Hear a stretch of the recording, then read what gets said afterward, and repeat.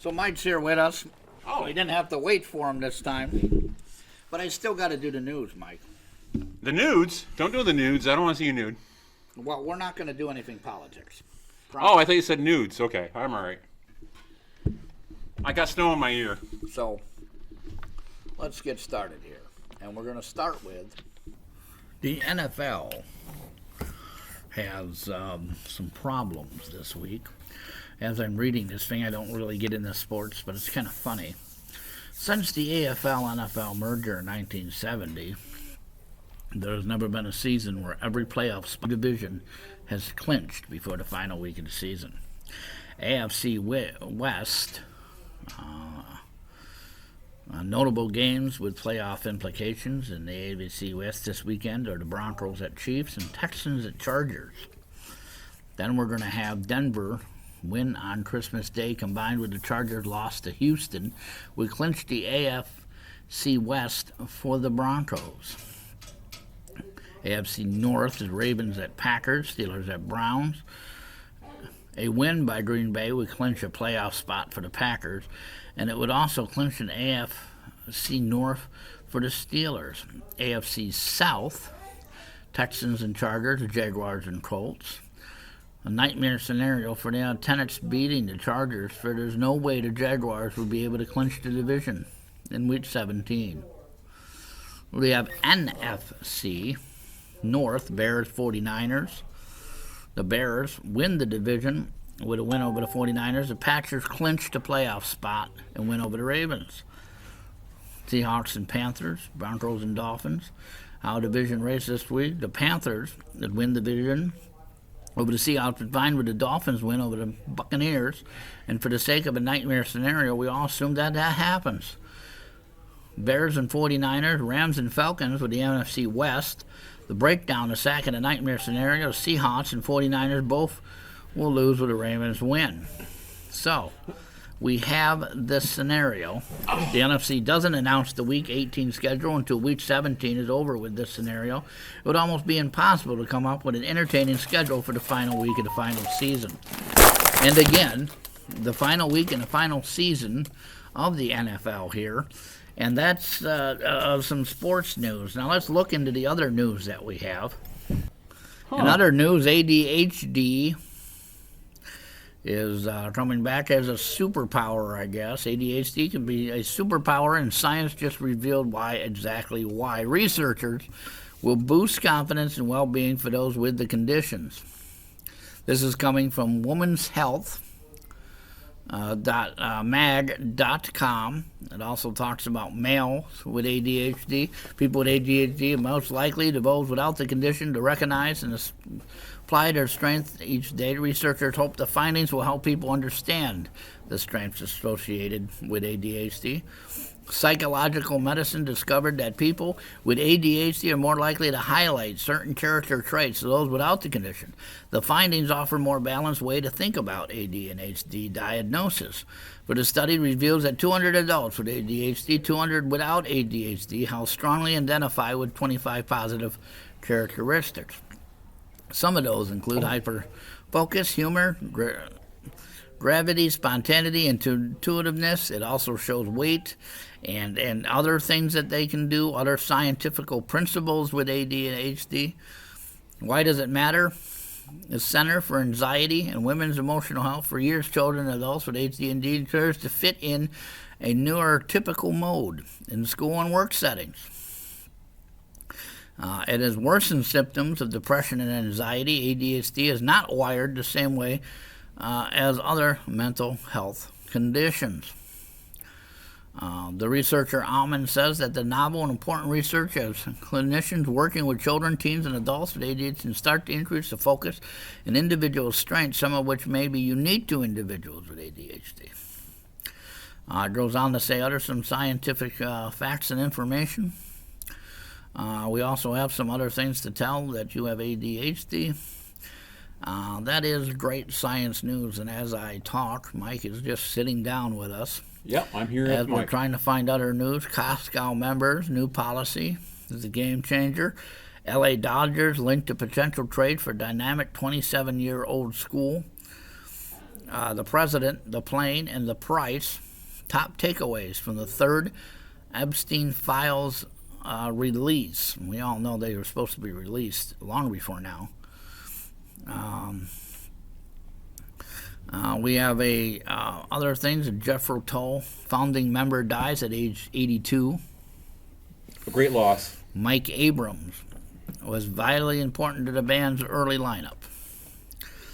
If you don't know what Jethro Tull is, he's the one that sings several great songs. Aqualung is one of them. That's right. I think, was it Frankenstein? Okay.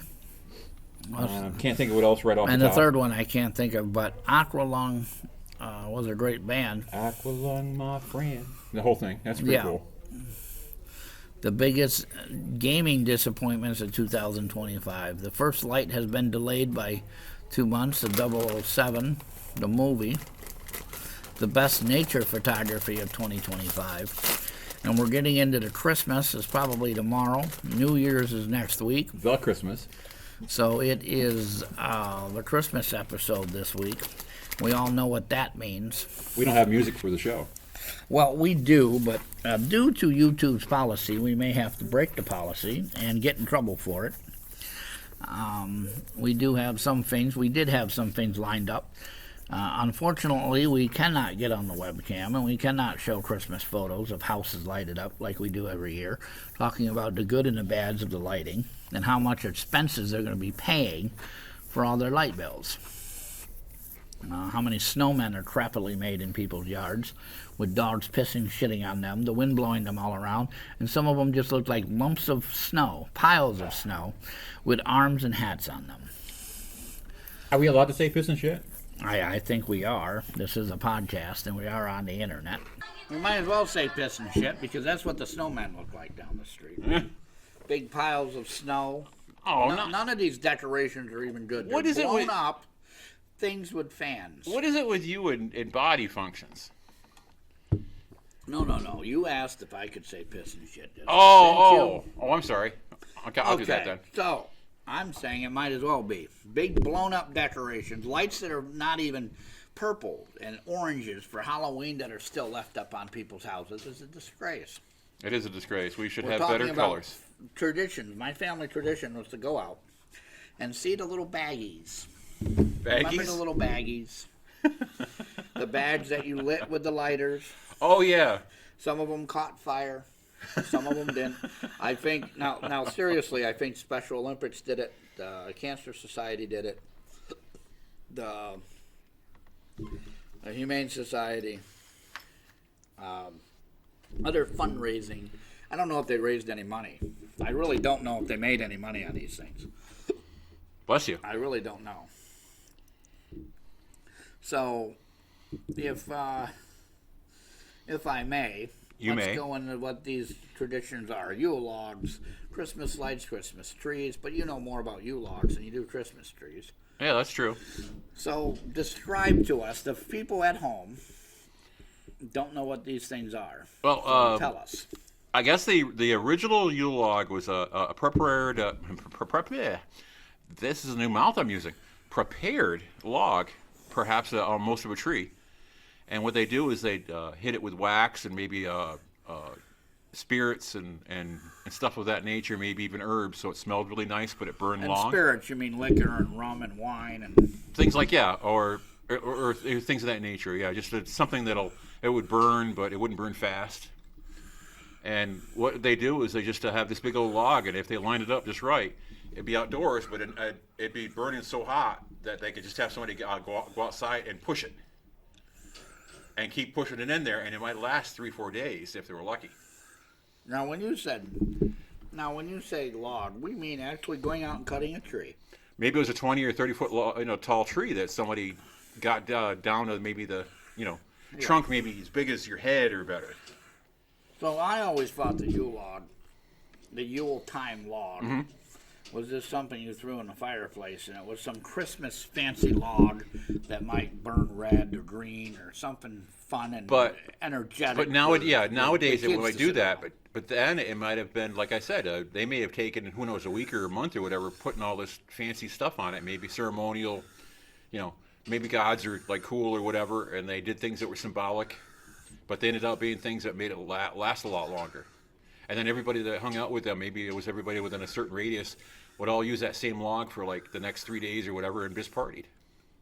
We're gonna eat good and well, that's where the Christmas stuff like trees that. come in. They would Yeah. sacrifice a virgin to the forest guys. Seriously, they would. The Bible says this: not to dress the trees as the heathens do. And what they do is they dress the trees in gold and whatever, and they would hopefully that the God would bless their village by taking the virgin sacrifice. Now, it doesn't make any sense. You're going to throw a female out naked out in the middle of a freezing cold woods with decorated trees and hope she doesn't freeze to death. Now, it could be, too, that a lot of folks don't think about this, but maybe there was a couple of old guys that said, oh, they put the girl out again. Okay, I don't see anybody coming. Let's go get her. We don't know that, right? Well, it's funny you say that. Other villages and tribes and groups, or whatever they called them, towns or, whatever, they would come and get that person and take them and put them in their own. And then come summer, they would war over, stuff. Now, my problem is, if you keep seeing your relatives go away, how do you keep pitching the virgins? And what kind of virgins were they? Were they actual virgins, or did they just say, hey, that girl's caused trouble, let's freeze her to death in the middle of the woods? Well, keep in mind that up until a certain point in development, a virgin was just simply a woman that wasn't married. Well, yes. Well, I see the marriage customs then were different. The way they did things were different. A lot of what we see today of Santa and Rudolph. Rudolph's is a poem, story that was written specially for a magazine to hand out to children to get their parents to buy toys. Santa was a object in I guess it was Macy's, where they would sit on his lap and he would tell them stories or something. Well, and it was that to get the kids in the department store, because if the kids went to the toy section, back in the day, your parents would allow you to go wherever you wanted in the store as long as you stayed in the toy section. I remember going to Macy's in New York City and seeing Santa. No big deal to me now, looking back on it. But at that time, it was the biggest thing in the world. Well, something to keep in mind, too, that a lot of folks don't realize is that a lot of these ideas came from the Norse. Like the eight hooves, set of hooves on the roof was actually the 8 hooves of Odin's horse. He had a horse that had 8 hooves that were it was a magical horse. And that's where they took the 8 from. And Odin was the original gift giver. Well, riding around in a sleigh with reindeer was normal for some of the people up there. Well, yeah, but it had to be shown in Frozen in the far how north. They used the thing in the one caribou and reindeer in the cartoon Frozen was going to be offed because he wasn't good enough. Well, how about it's a story of anybody up there. Well, how about the movie that they always confuse